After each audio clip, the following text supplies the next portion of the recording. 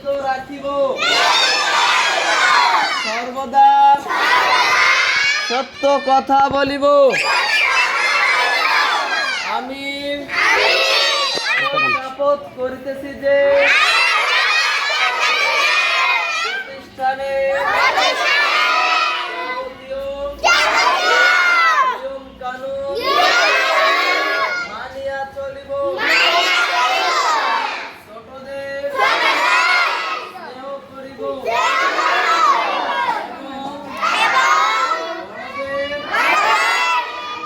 শ্রদ্ধা করিব প্রতিষ্ঠানে সুনাম বৃদ্ধি করিব দেশ ও জাতির কল্যাণে নিজেকে নিয়োজিত রাখিব হে আল্লাহ আমাকে এ ওয়াদা